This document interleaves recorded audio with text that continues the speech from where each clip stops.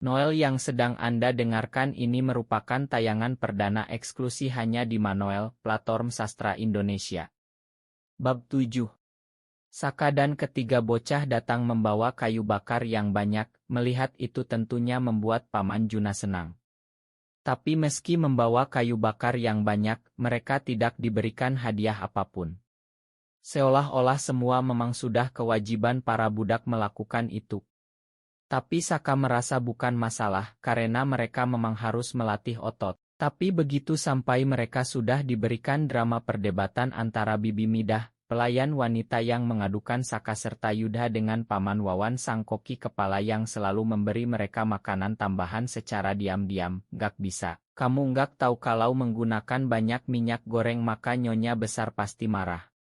Persediaan minyak goreng menipis jadi kamu gunakan sedikit saja, kata Midah dengan wajah geram.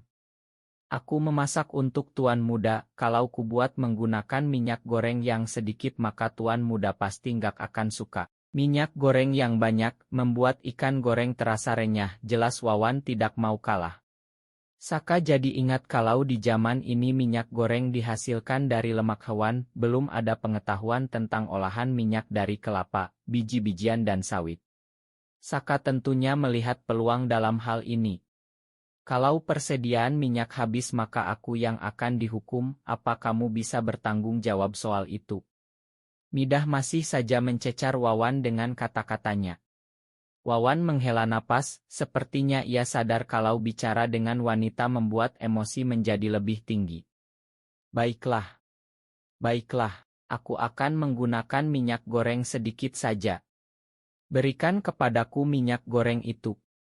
Aku akan menuangkannya sendiri. Wawan terlihat kembali menghela napas, kemudian ia masuk ke dalam dapur diikuti oleh Midah. Setelah menuangkan minyak goreng sesuai keinginannya, Midah keluar dari dapur utama dengan senyum puas. Paman, aku bisa membantumu tentang minyak goreng. Saka masuk ke dalam dapur dan mendapati Wawan sedang bertopang dagu.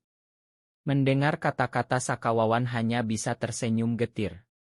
Bagaimana mungkin budak kecil seperti Saka menemukan solusi untuknya? Bukan masalah besar Saka, kamu gak perlu repot membantu paman, hal seperti ini sering terjadi, jelas Wawan. Saka menatapnya dengan serius, paman aku bisa membuat minyak goreng asalkan kamu mau meminjamkan beberapa barang untukku, percayalah, kata Saka lagi.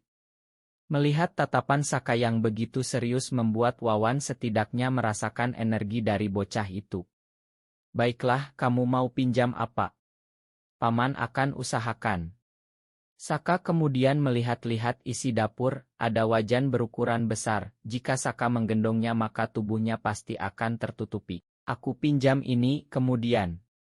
Saka kembali mencari barang yang ia perlukan. Ah, dan ini, kata Saka menunjuk sebuah papan yang memiliki paku-paku kecil di atasnya. Hanya itu saja, tanya Wawan, entah apa yang ingin Saka buat dengan kedua alat itu. Tapi karena wajan yang Saka tunjuk adalah wajan besi yang jarang dipakai, jadi Wawan mengiyakan kehendak bocah di depannya itu. Ya, hanya itu saja, tentunya 2 bola nasi boleh ditambahkan agar aku memiliki energi, sahut Saka dengan cengiran menggemaskan di wajahnya. Wawan tersenyum, ia lalu mengangguk dan membuatkan Saka 2 buah bola nasi dan membungkusnya dengan daun. Kalau begitu aku berangkat sekarang paman, kata Saka, ia kemudian membawa apa yang telah Wawan pinjamkan. Hari sudah lewat dari siang hari, sebelum berangkat Saka akan menemui Pertapa Agung untuk memberitahukan keberadaan mangga madu yang bisa dijual. Saka, apa yang mau kamu lakukan dengan wajan besar itu? Tanya Pertapa Agung saat mengikuti Saka ke dalam hutan. Aku akan membuat minyak goreng, sahut Saka. Mendengar perkataan Saka tentu saja Pertapa Agung percaya, bocah di depannya itu memiliki banyak kejutan. Bahkan kali ini ia akan mengantarkannya ke depan pohon buah mangga madu. Pertapa Agung yakin kalau Saka memiliki kekuatan yang ia yakini sangat ajaib. Meski ia enggan bertanya untuk menjaga perasaan Saka, bisa jadi bocah di depannya tidak ingin memberitahu apapun, jadi Pertapa Agung akan bersabar hingga Saka sendiri nanti yang memberitahunya. Minyak goreng. Apa kamu akan memburu hewan hari ini? Tanya Pertapa Agung lagi. Saka menggeleng, aku akan menggunakan tumbuhan, jelas Saka. Mendengar itu Pertapa Agung terkejut. Apa tumbuhan bisa menghasilkan minyak goreng? Meski sulit dipercaya, tapi Pertapa Agung tahu kalau Saka tidak pernah main-main dengan perkataannya. Wah, aku nggak sabar dengan minyak goreng buatanmu. Apa kamu berniat menjualnya? Tanya Pertapa Agung lagi. Beberapa mungkin akan aku jual, kita lihat saja seberapa banyak aku bisa mengolahnya. Jika aku menghasilkan minyak goreng yang banyak, maka kita bisa menjualnya, jelas Saka lagi. Aku nggak sabar menantikan minyak goreng buatanmu, sahut Pertapa Agung dengan senyum tulus di wajahnya. Ini pohonnya, kata Saka lagi ketika mereka sampai di depan pohon mangga madu. Pertapa Agung jelas terpana, buah mangga madu yang ada di atas pohon sangat banyak. Meski pernah melihat pohon buah mangga madu, Pertapa Agung belum pernah melihat ada pohon dengan hasil buah sebanyak ini.